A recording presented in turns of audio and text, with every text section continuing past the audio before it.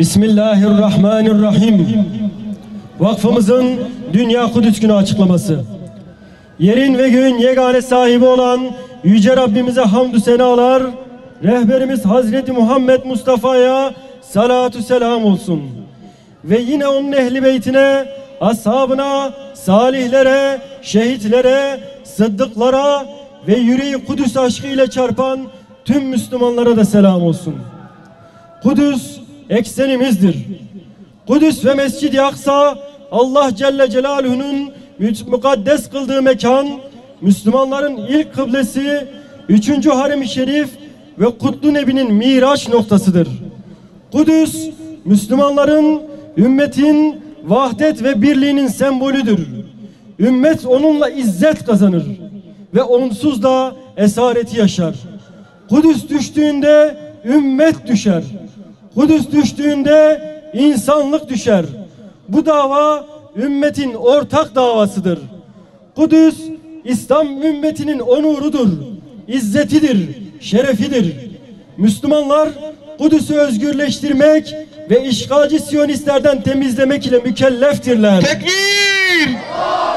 Kudüs bizimdir, bizim kalacak. Kudüs bizimdir, bizim kalacak. Kudüs bizimdir, bizim kalacak. Bir asra yakındır ümmetin ilk kıblesi, İslam'ın mukaddes toprakları, İslam'ın ve Müslümanların en asılı düşmanları olan Siyonist Yahudilerin işgali altındadır. Büyük şeytan Amerika ve İslam düşmanı batılı devletlerin desteğiyle barbar Siyonistler İslam ümmetinin onuruna, izzetine, namusuna, kutsallarına göz dikmiş saldırmaktadırlar. Siyonist katiller ilk kıblemiz Mescid-i Aksa'nın hürmetini ayaklar altına almakta, orada ibadet eden Müslümanlara saldırmakta, en kutsal 3. mabedimize necis çizmeleriyle girmektedirler. Kahrolsun İsrail, kahrolsun Amerika, kahrolsun İsrail, kahrolsun Amerika, kahrolsun İsrail, kahrolsun Amerika. Her gün Kudüs'ten, Filistin'in diğer şehirlerinden gelen cinayet ve katliam görüntüleri ekranlara düşmekte. Siyonistler kadın, çocuk, genç, yaşlı dinlemeden mazlum Filistin halkını katletmektedirler. Bu katiller sürüsüne dur denilmezse bugün Kudüs'ün esaret altında olması gibi yarın İstanbul, Tahran, İslamabad, Kahire, Mekke, Medine ve diğer İslam şehirleri de benzer tabloyla karşı karşıya kalacaktır. Müslüman uyuma, Kudüs'e sahip çık.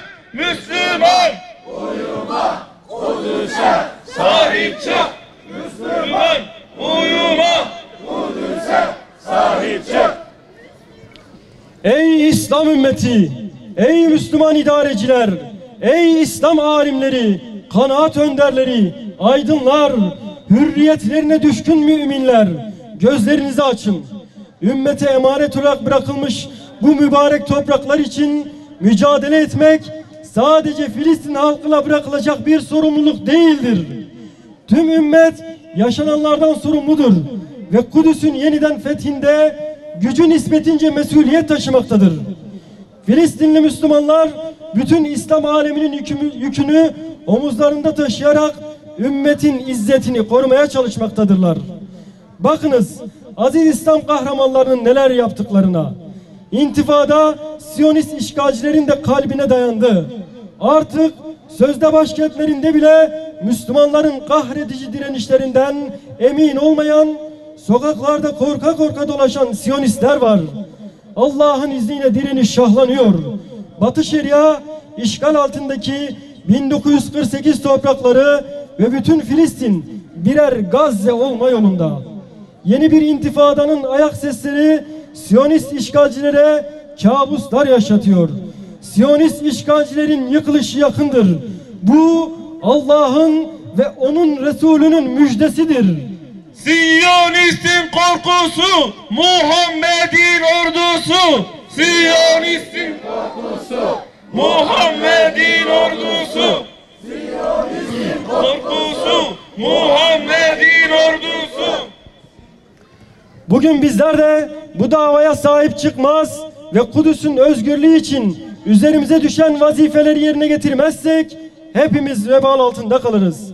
Zalimlerin esareti altında zillet içerisinde debelenir ve ebedi alemde de hesabını veremeyiz. Müslümanların ortak davası olan Kudüs'ü ümmetin vahdetine vesile kılmak, ihtilaf ve suni ayrılıkları bu dava için bir tarafa bırakmak ve Siyonist İsrail'e karşı yek vücut olmak gerekmektedir. Bilindiği gibi bugün Dünya Kudüs Günü. Bugün Müslümanlar dünyanın dört bir tarafında meydanlara akın etmiş, Kudüs davası için bir araya gelmiş vaziyette.